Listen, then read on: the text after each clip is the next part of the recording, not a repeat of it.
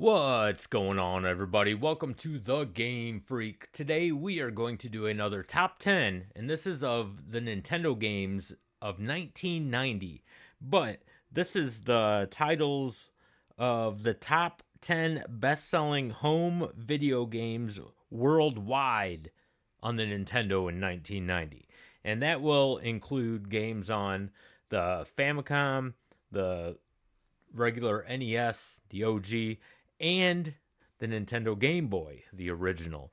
So, I'm doing this one a little bit different. I'm going to go through these top 10 really quick. A little bit of gameplay I'll show and everything, tell you a little bit about it.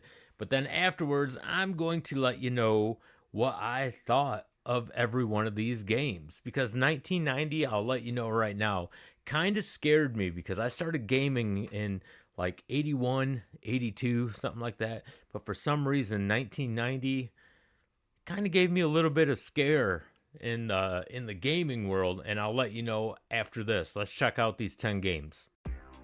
At number 10, we have the Final Fantasy Legend, and this was on the Game Boy. This is a role-playing video game developed and published by Square for the Game Boy. It was originally released in Japan in December of 1989 and North America in September 1990. It is the first game in the Saga series and the first role-playing video game for this system. At number 9, we have SD Hero. I'm not even going to try to pronounce that last name, but this was for the Famicom. This is a video game that began in 1990 and features 16 crossover teams between Ultraman, Masked Rider, and Gundam. Characters from other franchises have also been featured in some of the initial games, as well as in Devilman and Godzilla. At number 8, we have SD Gundam, and this was on the Game Boy. The popularity of the Japanese anime meta-series Gundam since its release in 1979 has resulted in a spread of merchandise across various forms, with video games among them. There are around 250 games, and by March 2004, the series has sold over 20 million units. At number 7, we have Super Mario Land. This was also on the Game Boy. This is a 1989 platform game developed and published by Nintendo as a launch game for its Game Boy handheld game console. It is the first Mario platform game to have been released for a handheld console, not including the earlier Game & Watch. At number 6, we have Final Fantasy III, and this was on the Famicom. This is a role-playing video game developed and published by Square for the family computer, or the Famicom. The third installment in the Final Fantasy series, it is the first numbered Final Fantasy game to feature the job change system. At number 5, we have Dragon Quest IV. This is also on the Famicom. This is a role-playing video game, the fourth installment of the Dragon Quest video game series, developed by Chunsoft and published by Enix, and the first of the Zenithian trilogy. It was originally released for the Famicom on the 11th of February 1990 in Japan. At number 4, we have Teenage Mutant Ninja Turtles, and this was on the NES. Alongside the arcade game developed by Konami, it was one of the first video games based on the 1987 Teenage Mutant Ninja Turtles animated series.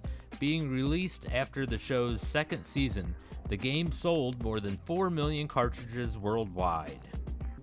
At number 3, we have Dr. Mario, and this was on the Famicom. This is a falling block puzzle game in which the player's objective is to destroy the viruses populating the on-screen playing field by using colored vitamin capsules that are automatically tossed into the field by Dr. Mario. The player manipulates the falling capsules to align the same colors, which destroys the viruses. At number 2, we have Tetris, and this was on the NES. In Tetris, players complete lines by moving differently shaped pieces which descend onto the playing field. The completed lines disappear and grant the player points, and the player can proceed to fill the vacated spaces. The game ends when the uncleared lines reach the top of the playing field. The longer the player can delay this outcome, the higher their score will be.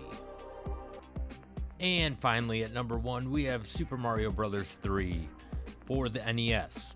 Players control brothers Mario or Luigi, who must save Princess Toadstool and the rulers of 7 different kingdoms from the antagonist Bowser. As in previous Mario games, they defeat enemies by stomping on them or using items that bestow magical powers. They also have new abilities, including flight and sliding down slopes. And now, the part of the video that might piss some people off, so let's not get our panties in a bunch here. In previous videos, I've made it pretty clear that I'm kind of picky when it comes to games, and I've been gaming for a long time, but there's just certain ones that I like and certain ones that I really don't like. So when I say a game sucks, just because you like it, it doesn't mean I think that you suck. It's just I think the game sucks or them types of games suck. So what I'm going to do is very quickly here, I'm just going to go through these 10 games that were on the list. These were the best selling in 1990. So I'm going to go through these real quick and let you know what I think of these. And I'm going to let you know why this year, 1990, scared me when it came to video games, because I was a huge gamer. I still am a huge gamer. But then, like, these different types of games really started pushing around 1990. Starting with, really the first two. Actually, the first three. They're all pretty much RPG game. Well, not the second one, not SD Hero. That one I just thought was stupid. But the Final Fantasy Legend and then that SD Gundam. I cannot stand games. I have nothing against RPG games. I do like some RPG games. I hate games that you have a menu when you're fighting. I hate games that you battle with a menu. Can you imagine playing something like Bad Dudes or something? I know it's apples to oranges here, but can you imagine playing a game like that? And when you come up on an enemy, a menu pops up and it says use brass knuckles, use fist, use kick.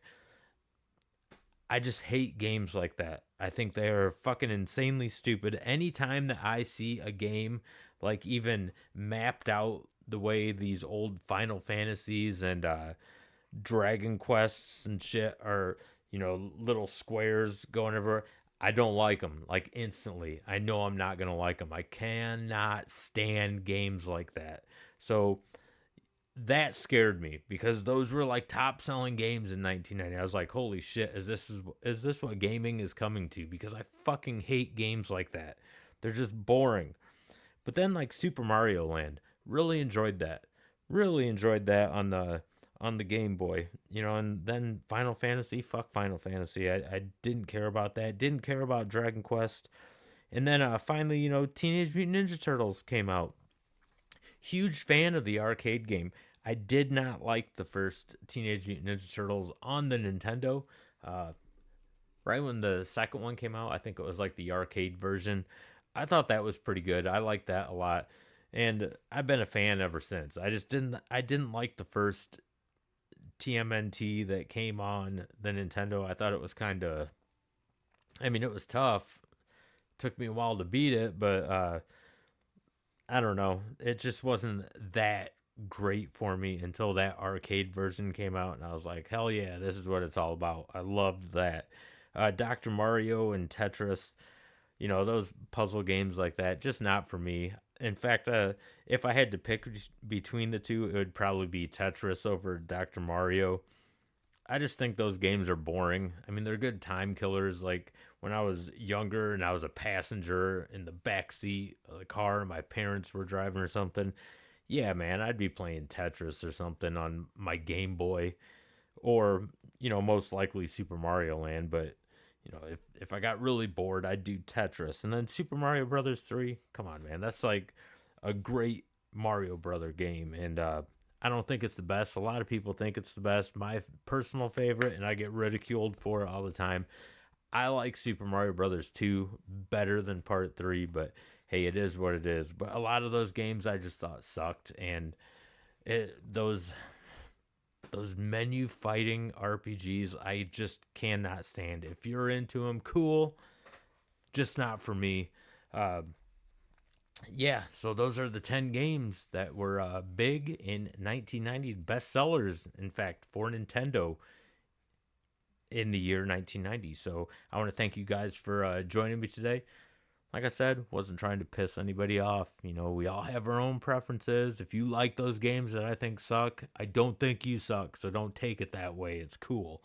So I want to thank you guys for joining me. If you're new to the channel, don't forget to hit that like and subscribe button. It really helps out this channel a lot, and I greatly appreciate it. And until the next video, game on, everybody.